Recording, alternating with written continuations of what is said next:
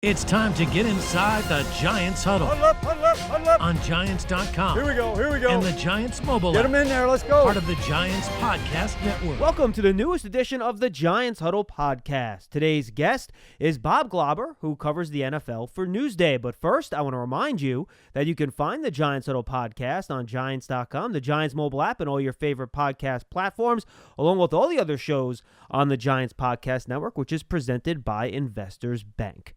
And now we're joined by our guest. He is Bob Glauber. He is the NFL reporter for Newsday, also a Hall of Fame voter. We'll touch on that a little bit later on in the program. But first, we'll touch on some more current stuff in terms of the NFL and the New York Football Giants.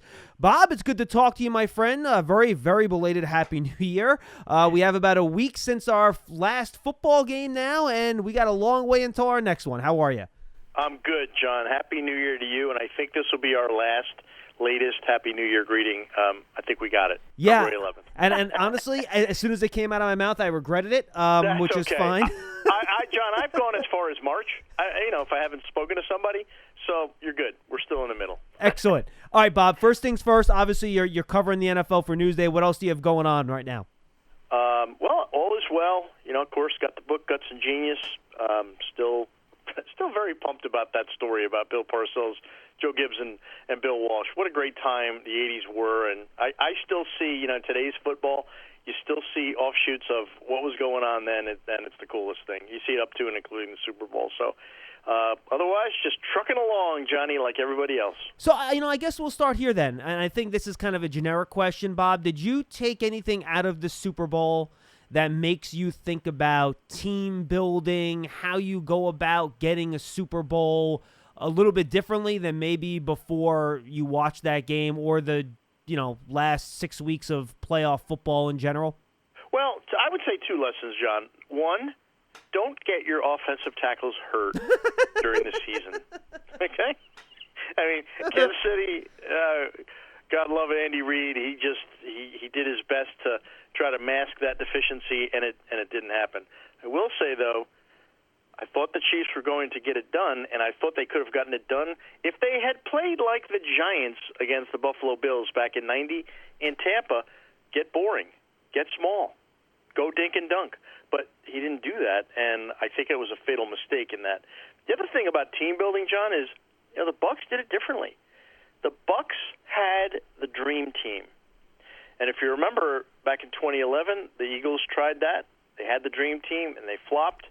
And then the Giants, who had signed one free agent, a punter, won the Super Bowl that year. So I think you can do things a little differently in the NFL.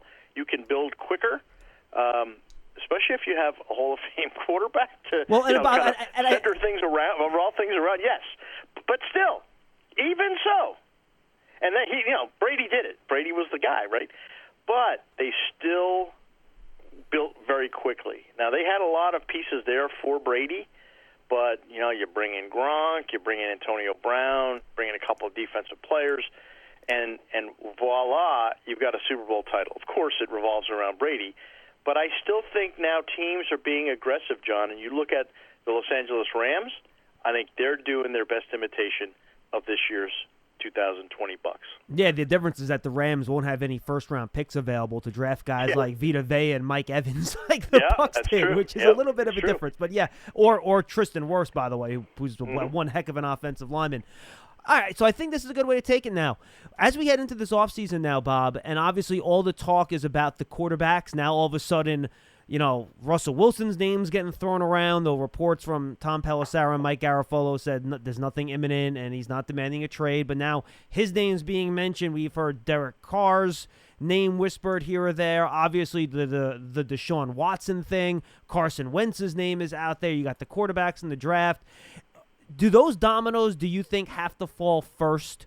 And when do you think they're going to start to fall before we start getting some other movement once free agency begins? Yeah, I think that's a fair read that those dominoes fall first because the quarterback position is the most important on any team. Throw in Sam Darnold into that mix, and I think you're going to see an offseason unlike any we have ever seen before in terms of quarterback movement. John, there hasn't been anything like it. and it's going to be crazy. I expect Deshaun Watson to be traded. I think he's the main domino. He's the best quarterback that is, theoretically available. Russell Wilson, I think that's, a little bit of a spat there. I don't think he'll be traded, but you never say never with these things, John. I learned a valuable lesson with the Jimmy Johnson, Jerry Jones situation from, 20 years ago almost. You know what? If you don't you're not stuck with each other. Something is going to happen. So you put that on the quarterback situation. No one is ever stuck with a quarterback, and you saw that with Carson Wentz. You say, you can't possibly dump this guy. Too much salary cap proration in there. You can't do it. Well, they're going to do it. So that's the lesson in pro football. You're never locked in, and there's going to be a lot of movement. And I think it's going to be a crazy ride. I don't want to spend too much time on the quarterbacks, but one guy I didn't mention, and it's in the Giants division, so I should, I suppose. Who, Daniel Jones? Well, no, that actually was not the guy I was going to mention, but it's a good point. Washington's probably looking for a quarterback, but the one team in the division that I think probably feels most secure about their quarterback in terms of the quality of play are the Cowboys with Dak Prescott. Yet he's a guy that's probably going to get the franchise tag thrown on him again.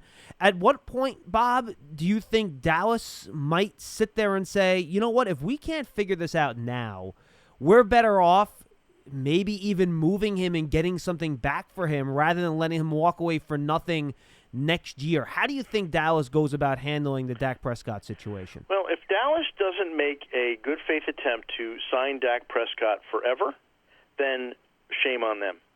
Because Jerry Jones made the mistake 2 years ago of not extending his contract. Could have done it, should have done it then. Wouldn't have had this problem now. Now, the understanding is, right, that Dak wants the shorter contract, right, and the Cowboys want to give him a little bit of a longer one, and that seems to be what separates them right now? Yes and no. But that's been the argument for almost 2 years, John. Right. And it's not getting any closer. So, look, they can sign him to a long-term deal. Patrick Mahomes signed, I don't know how long the deal was. 10 years, I believe. $500 million? Yeah, 10 years, I think, yeah. Yeah. $500 million will get it done. All right? Everyone has a price, and including Dak Prescott. So they have to try to corner Dak Prescott and keep him long-term. I think they saw his value. I don't think a player ever improved his value by not playing more than Dak Prescott did last year. They just saw what happened without him. So I anticipate that they will try to keep him. But again, same example with Dallas. You just never say never, and it's a crazy league, and I think Jerry's a wheeler dealer, and I think he'll be prepared to wheel and deal if he feels he has to. Limited Giant season tickets are on sale now for the 2021 season. In addition to ticket savings, membership benefits include access to exclusive events, experiences, pre-sales, and more. You can lock in your seat starting at just $100. Call 888-NYG-1925 or visit Giants.com/tickets for more information. The New York Giants and Quest Diagnostics want our fans to come back stronger than ever. Now you can order your own lab test through Quest Direct to get the health answers you need most. All right, Bob, let's focus in on the Giants then. What do you think their general approach is going to be this offseason? We don't know exactly where the salary cap's going to wind up, and I guess that's probably a good place to start. We've heard anywhere from 175 to 185. I know you obviously were listening during the Super Bowl. Robert Goodell had his press conference and everything like that. Before we get into details, where do you think this cap's going to wind up and how that's going to impact how teams handle free agency this year? I think it'll end up, as we speak today, roughly around 180. But here's the wild card in this thing, is the television contracts. If they can get those television contracts done before the start of the league year, and I know that there will be a push to do that, I think the cap can go up to a much more normal and palatable level where teams don't have to look to cut back potentially significantly. So that's what you got to keep an eye out for. These are going to be mega bucks contracts for TV and digital and everything, and the NFL is still worth a fortune. So just hope that, if you're in that kind of position where you need to spend some money, that they come up with that contract to boost it closer to $200 million. So then as the Giants approaches them and other teams approach this, Bob, is this going to be a deal, do you think, where the top guys on the market still get paid, but it's those second, third, and fourth tier guys that really feel the squeeze? Yes, and that's the way it's been forever in the NFL, especially since the start of free agency in 1993, when this system came into being. You had 1 year of unrestricted free agency with no cap in 93, and then ever since there's been a cap, and I suspect that will be the case moving forward. Limited assets, so the top players are going to get the money, and the bottom and middle class players will get. They're not going to get shut out, but they're going to get less. So we always see a run on premier players. We will see that again this year, and how much teams have left over is basically up to good budgeting over time, and that includes last year, and that includes planning for the future. And now we look at where the Giants are at, and, depending on what they do with certain players on their roster, they can create more space, obviously, Bob. But they have two very important players, among others, we can get into other guys too, on their defense that are hitting unrestricted free agency. Dalvin Tomlinson, coming off his rookie contract, who's been as solid as a player as there is in the league his first 4 years. He was their Man of the Year nominee this year for the Man of the Year award. And then you have Leonard Williams, who's coming off his first ever double-digit sack year, a career season, coming off the franchise tag last year. And you see defensive tackles at the top of the market, DeForest Buckner, Chris Jones, basically $20, $21 million a year. So how do you think the Giants approach Williams and Tomlinson as they try to navigate this very unique 2021 offseason? Try to keep both, probably end up keeping one. I would expect that Leonard Williams would be the one. You pay for talent. Leonard Williams has got more talent than Dalvin Tomlinson, and you go with the guy who can get to the quarterback, and that is Leonard Williams. I'm sure they're going to try to keep both, but the market is the market, and you just can't keep everybody. They've had this before along the defensive line, in free agency, where they can't keep everybody, and I think you'll see that again. So if I'm the Giants, Leonard Williams is my top priority, and then try to get Dalvin Williamson if you possibly can. And then we've talked a lot about, in terms of both John Mara and Dave Gettleman and Joe Judge. It was basically up and down the line. They were all very consistent in terms of how they wanted to help improve the team this year, and that was to add a weapon on offense. Mm-hmm. Do you think that they're going to be able to find the necessary cap space to be able to sign one of these big names in free agency? And again, we don't know which one of these guys are going to get franchised, which guys are going to be available. I'll just throw out some names so the fans know the type of guys I'm talking about. Chris Godwin, Allen Robinson, Kenny Golladay, Will Fuller, Juju Smith-Schuster, Corey Davis, T.Y. Hilton. There's a nice little list of guys that are potentially going to be unrestricted free agents. But as you know, Bob, really good wide receivers get paid. Those guys don't generally have to take bargain basement contracts here. And a lot of these guys are going to get franchised too. So do you see the Giants trying to approach that wide receiver position through free agency? Or is that going to be something that maybe they attack through the draft? Yes. And I think they'll try both, John, because they clearly have needs at the position. The draft is going to be the easiest, cheapest, and most palatable route, and there will be good value when the Giants pick early in the first round. So I think they'll do that first and foremost. I think they'll also have room to try to go out on the free agent market, but go on the lower end of the top tier, right? You're not going to get Juju Smith-Schuster. Teams are going to outbid them, for that. Allen Robinson is going to come at a premium. But Godwin is a guy, interesting name there. T.Y. Hilton, I suspect, is going to go, I think the Colts are going to make a good faith run at him. But, a guy like Godwin, Golladay is an up-and-coming player, clearly, but maybe won't command the kind of contract that is prohibitive for a team with limited resources. So I say yes because I think they'll try to go both routes, but I suspect that they're going to try to hit a home run in the draft at receiver right off the bat. How much, Bob, do you think teams are starting to see this endless stream of wide receivers coming out of college and are sitting there thinking, why am I going to go out there and pay a wide receiver premium money when I know every year, not just in the first round, by the way, in the second round, I'm going to be able to find a darn good young receiver that's going to be on a rookie contract for me for 4 or 5 years in the draft? Yep. John, are you looking for a general manager job? Because because that kind of thinking is prudent and it's proper and it's accurate. What you're seeing much more of a melding of the college game and the NFL game, more so than I think at any time since I've been covering it. I mean, it was such a stark difference between college and the pros going back in the day. But, with passing offenses going crazy in college, now you're seeing that in the NFL, and you're going to continue to see that. Well, what's the byproduct is, in college, there's so much passing offense, there's so much of a chance of receivers just, coming out of nowhere. And you pick the right ones, you develop that receiver on a rookie contract, and you're going to be well ahead of the game. And I think that the Giants and every team has got to be looking at that and saying, that is the proper way to go. Now, that said, there's still going to be teams that look for a premium receiver. Like, I think the Jets will be very aggressive on the open market. They got a ton of cap space. They might get Deshaun Watson. Allen Robinson has already hinted that he'd go play with Deshaun Watson. So I think you'll see that aggressiveness. And if that's the case, then the Giants, they got too many other needs, and they got a high first-round pick. You can have your receiver and maybe load up at receiver. You got Slayton in the 5th round.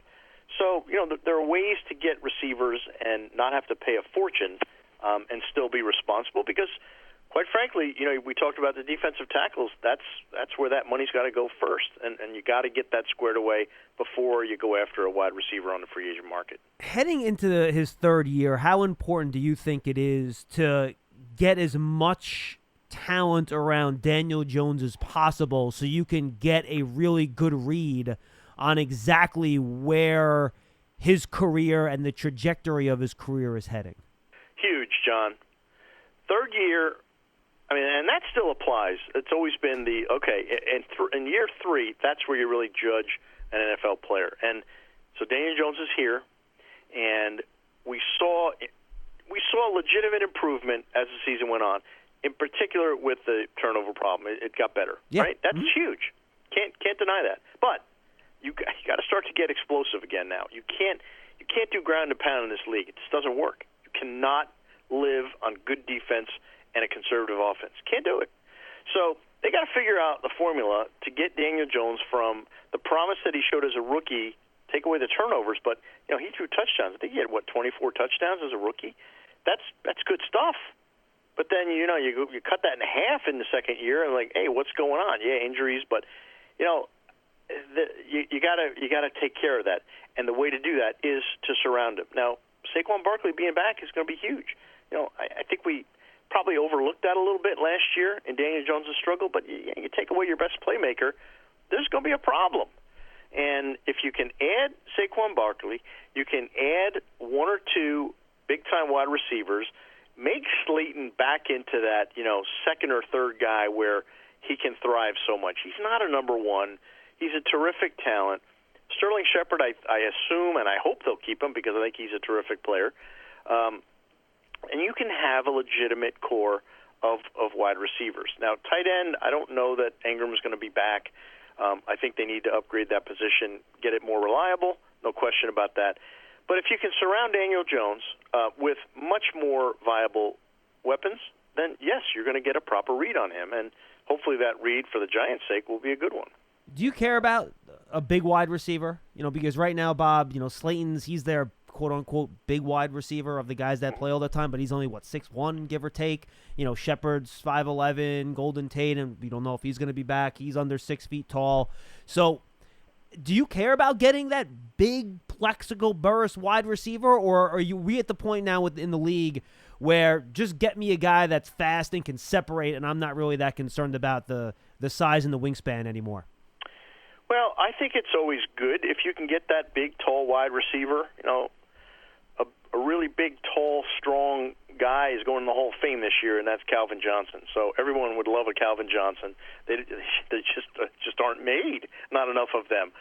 So I think size is absolutely good at wide receiver, but it's not, in this passing offense, in this, modern NFL, I think you can get away with not being locked into getting a Plexico Burress or a Calvin Johnson or someone of that, talent and size and speed. You want to have it, but, there's only so many of those guys to go around. And, Julio Jones got to a Super Bowl, didn't win a Super Bowl, and he's been a big-time talent. So it's not just having that big guy. It's having the other pieces around that big guy, a quarterback, offensive line, and, just a rounded team. And it's part of the equation. But sure, if I can get a big receiver, I'll take him. Don't miss out on your chance to experience a premier hospitality experience watching Giant games or world-class concerts in 2021 as a Giant Suite partner. Limited full-season locations are available, or place a deposit for individual games. Call 888-NYG-1925 or visit Giants.com/suites for more information.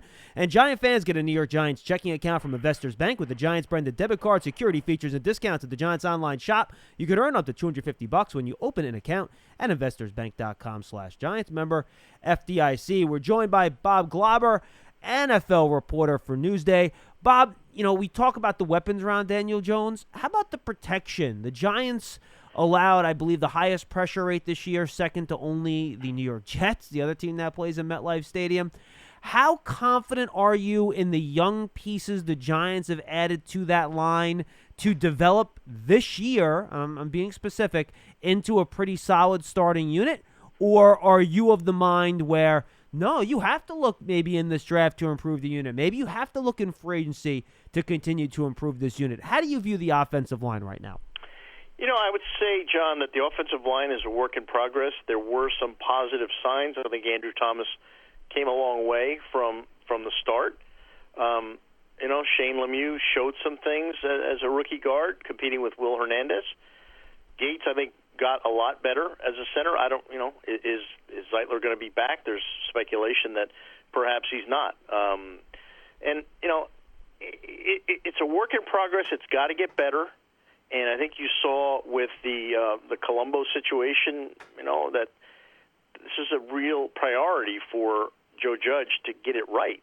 He knows what he's seeing. The guy knows offensive line play, and he knows it's got to get better. So promising, but I think if you have the chance, and there are guards and some tackles that you can get in the second, third, fourth, fifth round and develop them. Man, it's just it happens over time, over history, and you got to be able to do that and develop that. So I think if there is a chance to build the depth around the offensive line, they absolutely have to do it. This is not close to an elite line, and it's got to get closer to that standing if Daniel Jones is going to keep standing and getting some time. That guy was under duress way too much, and it's no way to run an offense.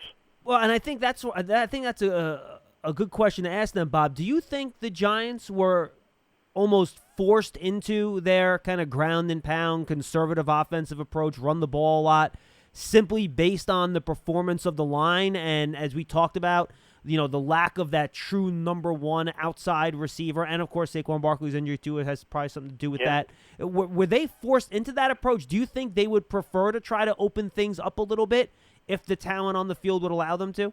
Oh, I don't think there's any question, John, that offense in today's NFL is open, and the Giants were the outlier by having the ground and pound. That is not normal in today's NFL. All right, maybe in Rex Ryan's Jets era it works, not now. So yes, they absolutely were forced into that. Now, fortunately, they were competitive because Patrick Graham's defense did a good enough job to keep them in games, and they could play that. Sometimes you're just like if you didn't have a good defense, you're at other teams' mercy, and you got no shot. They had a shot, and they stayed in the division, admittedly bad division, the whole way because the defense allowed them to be conservative on offense. But it's just no way to make a living. And Joe Judge, I'm sure, when he gets the right pieces around his team offensively, you are going to see. I can't wait. I hope that day happens because I think he's going to be an aggressive coach, and he's going to be fun to watch. That team's going to be fun to watch. But for now, he was locked into the way he coached. And I remember Tom Coughlin toward the latter years of his career with the Giants. Remember, he had terrible defenses, right? It was just brutal. And he'd take so many more chances on offense, especially on fourth downs, often fail. Yeah. But he said, I had to coach that way because I can't count on the defense. And that's how, you have to adapt your coaching. You have to adapt it to your personnel. And that's why when you have a really good team, you can take more chances. And you'll see Joe Judge do that, assuming that, the talent improves on both sides of the ball, but particularly on offense. Yeah, and you mentioned how the defense carried them through this year, and when they had their little winning streak in the middle of the year, it was really their defense, Bob, that carried them through that. Your thoughts on kind of where that defense is? Is that something where you can continue to see some improvement? Do you think in order to get improvement, they need, more talent, better players? Just your overall thoughts on where the defense is and where they're headed and how the Giants should handle continued development on that side of the ball. John, I think the defense is in pretty good shape. Blake Martinez was a really good free agent signing. So was Bradbury. If you can keep Leonard Williams and or Dalvin Tomlinson, I lean keeping Williams. You've got some things, you've got some talent to work with there, but you always have to keep trying to get better.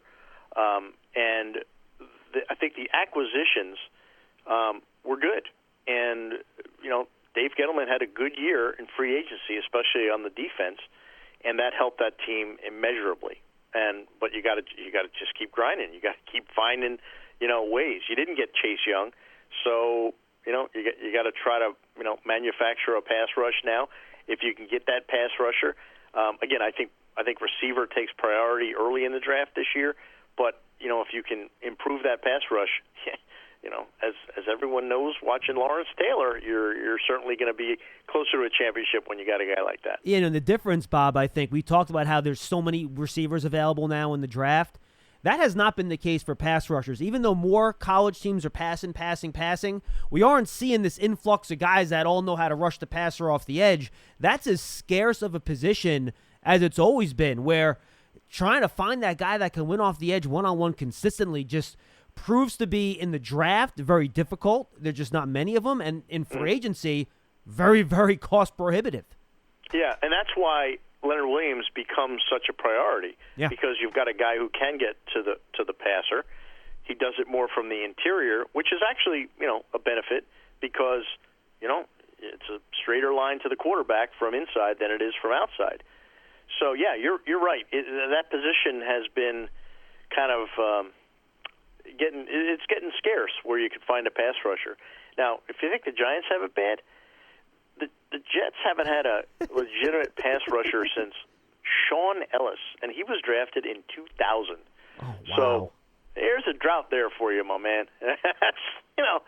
It's really slim pickings for a lot of teams, and but that's you just have to be able to get some kind of pass rush, manufacture it if you have to, but try to get that formula. You saw it in the Super Bowl with JPP and Shaq Barrett. They were able to get their linebackers free, and Patrick Mahomes didn't have a chance against that defense. And that's the way Steve Spagnuolo played it in the 2007 Super Bowl against the previously unbeaten Patriots. He got a four-man rush, and you're so much better off that way. But, not every you can't always find a great pass rusher who is going to be a down lineman. Now you try to get the edge, but they're just not out there. Yeah, it's very, very difficult. Very difficult. And the way we talked, Bob, and we're talking to Bob Glauber from Newsday, about how maybe the Giants had to be a little bit conservative on offense because of their talent. I would love to see Patrick Graham be able to get a little bit more creative on defense. And I think if they can figure out a way to add a second or maybe even a third, you can never have enough of them, really good cover corner that you can trust to cover man-on-man across from James Bradbury, I think that could really open things up for Patrick Graham. Well, last year he did a lot of stuff with zones and he was creative with disguise and all that stuff. But if he's able to mix in some more, cover one man-to-man, if he can trust his DBs to cover one-on-one, I think that could take this defense potentially up to another level too.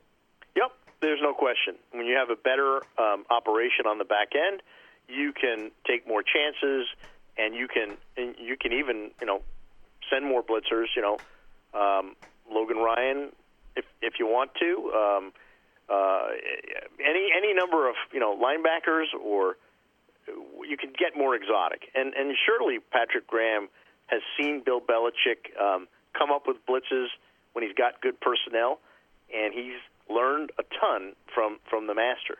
That zone-man combo coverage, it's a staple now of Bill Belichick's defense, and now it's a staple of Patrick Graham. And you saw a lot of that last year. But, trying to get the pass rush, it's a tough thing. But their pass rush this past year was much better than it had been. So, and Leonard Williams is one of the big reasons for that. 100%. Last question specifically on the Giants, then I want to get into the Hall of Fame stuff, Bob, and we're joined by Bob Glauber. Generically, you follow not just the New York teams, Bob. You cover the whole league. When you look at the Giants' base of talent, where they are in their team building, their coaching staff, the whole package, where are they in their development? How far away are they from, winning a division? And I'm not talking about going 7-9 and winning a division. I'm talking about winning 10 games and winning a division, and maybe winning a playoff game. Where do you see them in that progression based on what you see from other teams around the league? That's a good question, John. I would say they're fairly close. They're not like light years away from competing, and you saw they were competitive at games against good teams, and that's a really good sign. So I don't think it's too far away. Got to get the offensive line better, got to get targets, and got to get the pass rush. So, look, easier said than done, but yeah, and really, I mean, no, it is. Those are three premium positions, right? yes. Those are three premium places you got to improve your team. But I think that one of the things Joe Judge provided this year's team is belief that you can compete, belief that you can win, and that was big, and that will carry that team a long way. They sniffed it this year. They got a taste of it. That win in Seattle was potentially a franchise-changing moment. Now, it didn't pan out because they kind of slumped after it. They didn't follow up enough. But they'll taste it again. And when you can be competitive with the best teams in the league, you have a chance. You start believing. You get some more personnel, and you improve it. So I think they're closer than a 6-10 record would suggest. And we've seen countless examples, John, of teams that go from worst to first. I think for belief in the last 20 years, there has been one team that has gone from last place to first, to the playoffs. And that's indicative of a league that you always have a chance. And if you build smart and you got a quarterback and you got a coach, you're in good shape. Well, I think they got the coach. We don't know if they have the quarterback. And they've got a roster that is certainly more competitive than they have been in the last couple of years. All right, let's talk about the Hall of Fame vote, Bob. I want to look into the future a little bit in terms of maybe a couple of Giant names in a second. But I thought this year's class was fantastic. First of all, how different was the process? I know usually you guys kind of all try to get in a room together, right, at the Super Bowl and do this in person. So how different was it this year, I imagine, having to do everything virtually? Yeah, it was different. I mean, we took a Tuesday a couple of weeks before the announcements were made. I found it to be, easier in a way because, you could think a little bit more. It wasn't, you're physically, in a better spot, even though it's virtual. And I thought it went really well. I think the conversations are always really good, intense, educational, and we got Tony Dungy in there this year, and it was his first year. I loved watching him go through the dynamics of how to vote. John, when you get 15 finalists, and even those 15 finalists comes from a huge pool of really great, deserving players. You get 15, and you can only put 5 in. So the math is terrible, right? You're going to get 10 players that should be Hall of Famers that aren't going to be Hall of Famers, and it's a really hard process, fascinating process, and I've seen over years. Now, this was my 11th year doing it, and I see these log jams break, and it's fascinating to watch. We had maybe 7 years ago, there was three receivers, Tim Brown, Chris Carter, and Andre Reed. They couldn't get in. They just kept canceling each other out. So 1 year, it's like, okay, we've got to end this log jam. We have to do it. So then first it was Carter, then it was Tim Brown, then Andre Reed. It goes through. Last couple of years, it was the offensive line. Kevin Mawai, he goes through it. Steve Hutchinson last year, and Alan Faneca this year. So that logjam is breaking. Still, Tony Baselli, he'll get in, but he hasn't gotten in just yet. Longevity is an issue there. So these logjams do sort themselves out. Fascinating process. John Lynch got through this year. I think it was his 9th or 10th time as a finalist, and they all seem to work themselves out. Sometimes, though, John, you get a Clay Matthews. That was year 20 of eligibility as a modern-day finalist, and he didn't get in, so he goes into the seniors pool, and there's only one senior per year that gets in. I'd like to see 2 or 3 get in. I think you have to open that up a little bit more because you get on that line, man, you're going to wait a long, long time. Yeah, and I know Carl Banks was involved in that conversation a couple years ago too, right? Yes, yep.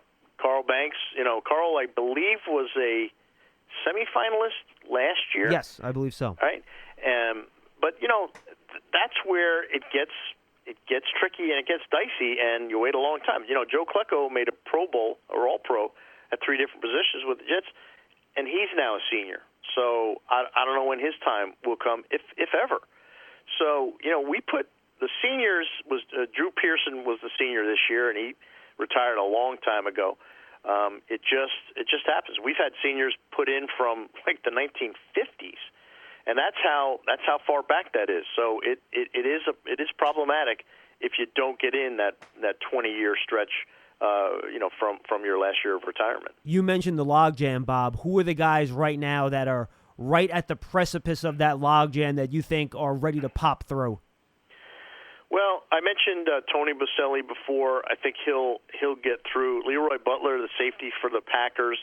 Now, he remains, I think, the only first-team all-decade player who is not in the Hall of Fame from, you make it in the 90s. So I think he'll get through at some point. And you look at the other finalists. Richard Seymour is a guy who keeps coming close, but doesn't get in. I think he is a Hall of Fame talent. Former Patriots defensive lineman. He was very selfless in that defense. But talk to Bill Belichick, and that guy was indispensable to championship teams. So those are a couple of names that I think will get in pretty soon. And you mentioned Leroy Butler, and the only reason this other name popped to mind right away, I think he was a semifinalist. Darren Woodson's another safety from the 90s too, right? That's gotten consideration. Woodson didn't get to the finals this year, so I fear for him a little bit. I think he is on a par with Leroy Butler, and I know Bill Parcells coached Darren Woodson in Dallas, loves him, swears by him, and thinks he should be a Hall of Famer ahead of perhaps some guys who are in now. Atwater got in. Now, Atwater waited a long time. Yeah, he did. Former Denver Bronco. He got in last year. So that's how this thing goes. It's a slow process, but everybody who gets in is rewarded and certainly deserving of getting in. Will Shields was a guy who waited a long time, the former Kansas City guard. I think he went like 8 or 9 years, and he was a perfect candidate.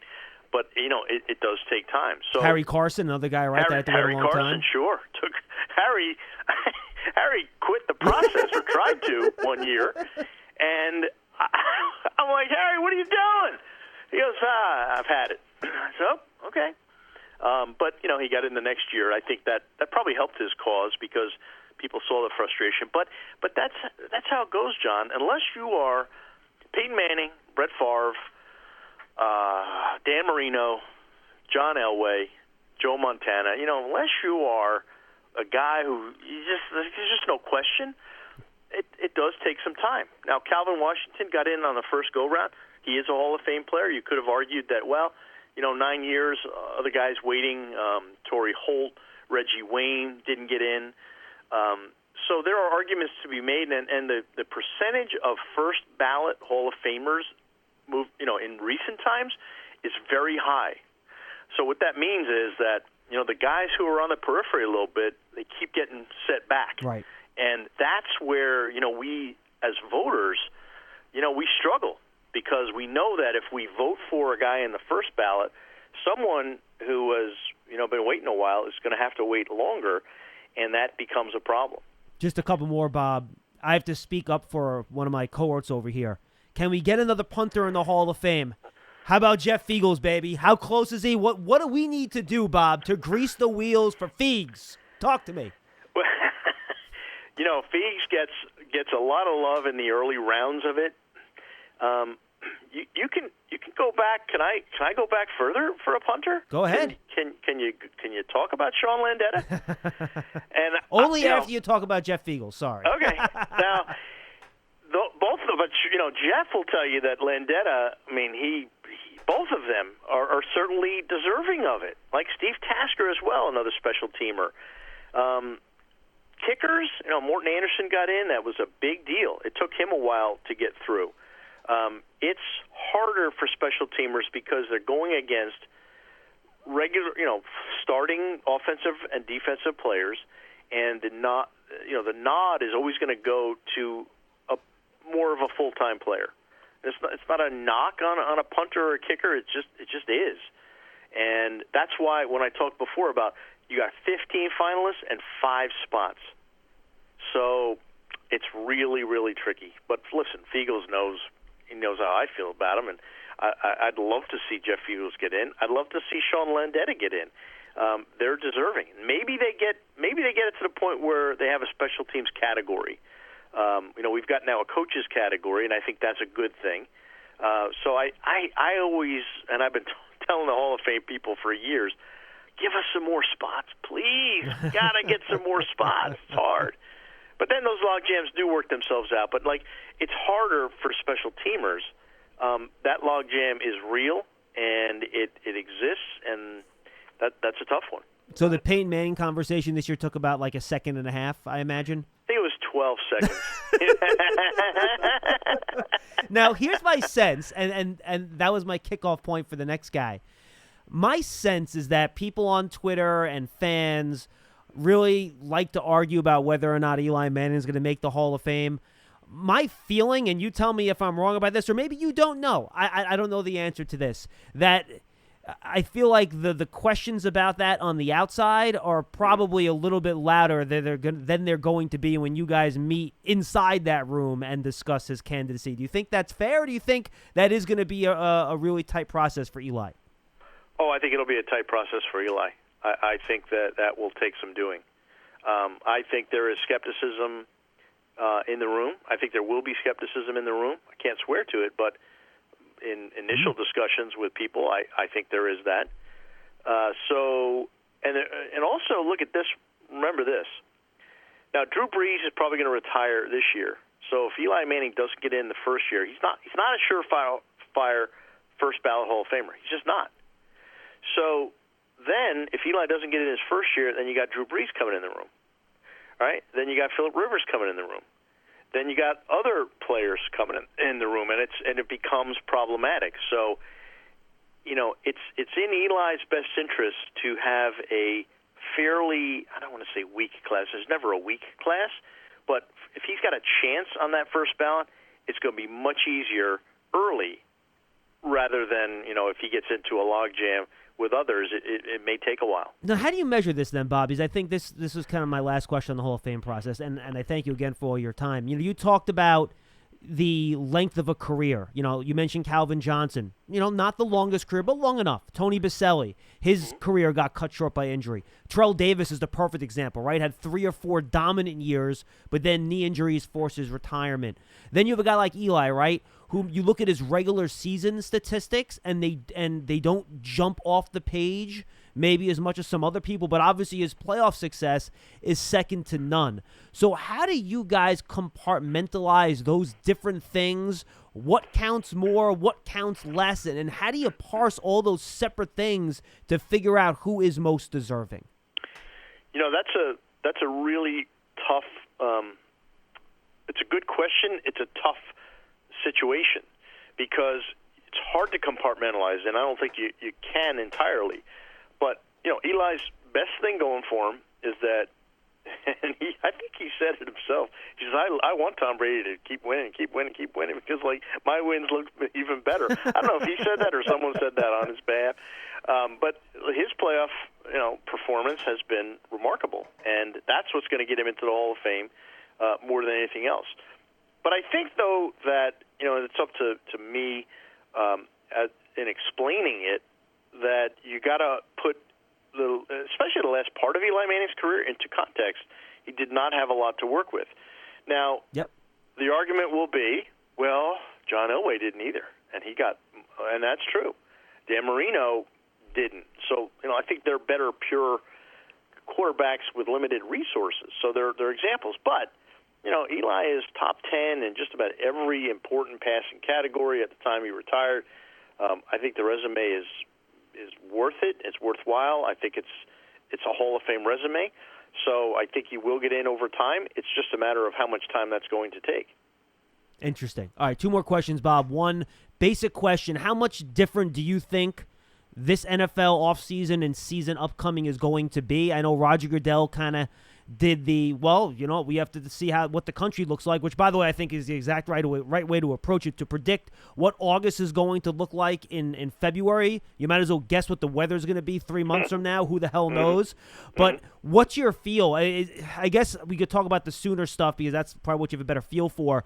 Is this going to be pretty much a completely virtual offseason, you think, at least for the next 4 or 5 months through the draft, very similar to what we saw last year?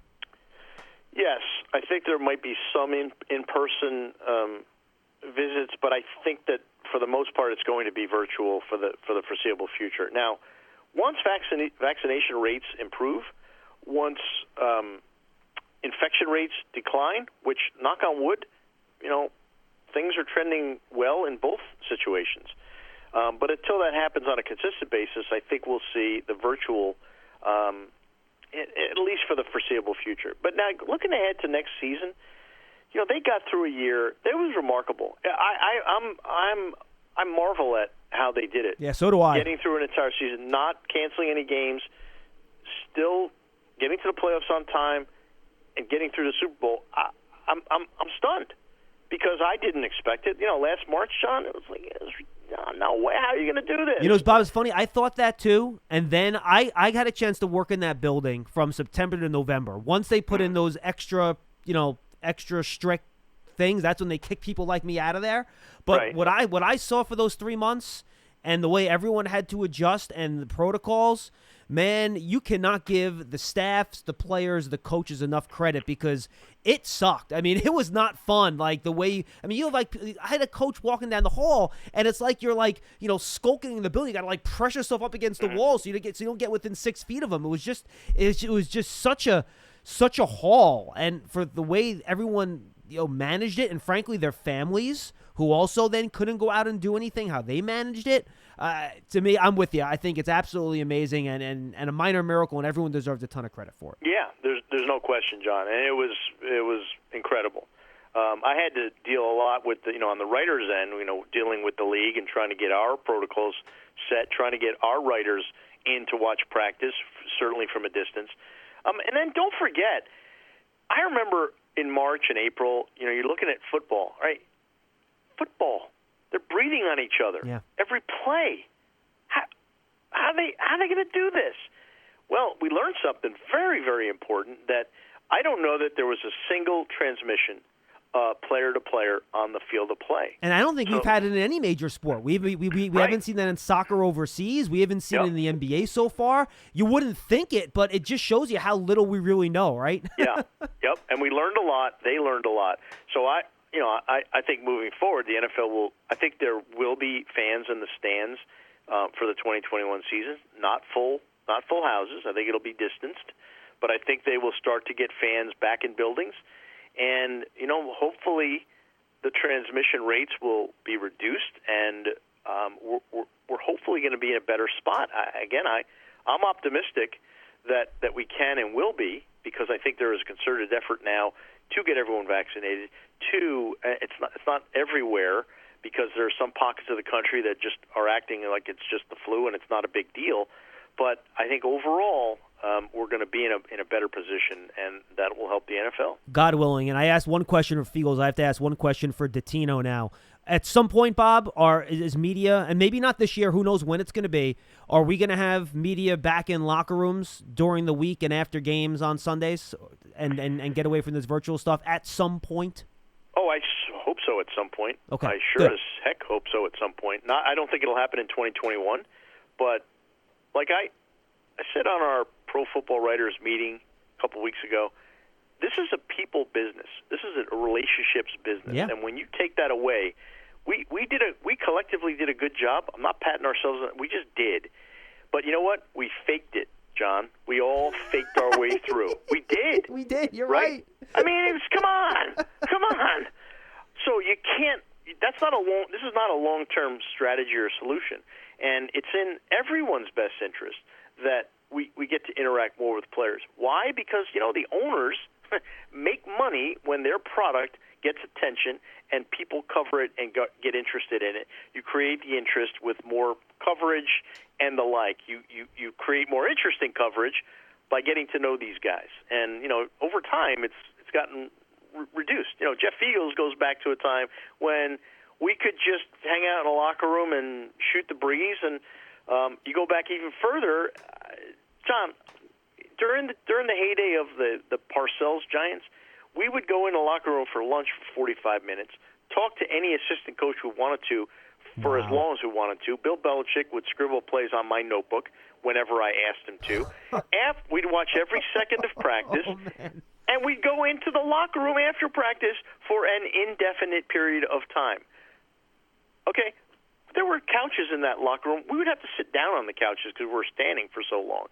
That's how. Now it's 45 minutes tops at lunch, and that's it, fellas. And you get 20 minutes in the start of practice. It's much more restrictive. But even that, you get to know players, and you have to be in that position where you got to interact. And if you don't, fine. You want to make the rules like that, but I think you're going to not make as much money by creating, making it difficult for writers and for broadcasters to kind of get the story and build the interest. So it's in everybody's best interest to bring it back to what it was. Give me one fun Bob Glauber before we say goodbye. Bold prediction for the 2021 offseason. It could be Giants. It could be Jets. It could be a quarterback. It could be draft, free agency, league-wide.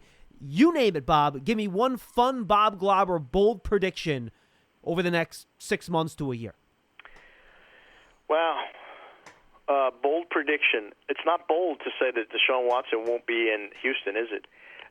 It's not bold to think that Sam Darnold won't be with the Jets. So I'll say Sam Darnold to the San Francisco 49ers, and they make the playoffs this year. Does that mean Deshaun Watson to the Jets? Is that what you're saying? I think Deshaun Watson would go to the Jets. All right. But even if Deshaun Watson didn't go to the Jets, they still draft a quarterback, and it's 50-50. But if Sam Darnold gets traded, he goes to San Francisco, Kyle Shanahan turns him into a playoff quarterback, Jet fans' misery continues, and maybe the Giants make the playoffs. So there's your trifecta. I love that fit in San Francisco, Bob. I'm with you. I think it would be a great fit for that kid. And you know what? I still think he can play. I love him coming out of the draft. I'm still holding on to my property on Sam Darnold Island. Hopefully it doesn't get repossessed. I like him. At some point, but it might. Yeah, he's a pro's pro too, just in terms of his attitude and willingness to learn. So here's the Jets can actually be better off potentially keeping him, coaching him up, even if they draft another quarterback, unless they get Deshaun Watson, then all bets are off. But if you keep Darnold, develop him, you got a shot with him because he's still on his rookie contract. And same point, get him some help, just like the Giants will try to do with Daniel Jones this offseason. Bob, this was a lot of fun. You gave us a lot of time, but it was a wide-ranging discussion. I think we had a lot of interesting stuff. I'm sure the fans are going to enjoy it. Thanks so much. Enjoy whatever an offseason is for someone like you, where you're probably busier for the next 4 months than you were for the prior 4, but enjoy it the best you can, okay? Thanks a lot, John. Great talking to you. That's Bob Glauber from Newsday, their NFL reporter. We thank you for joining us on the most recent edition of the Giants Huddle podcast. You can find it on the Giants Podcast Network, presented by Investors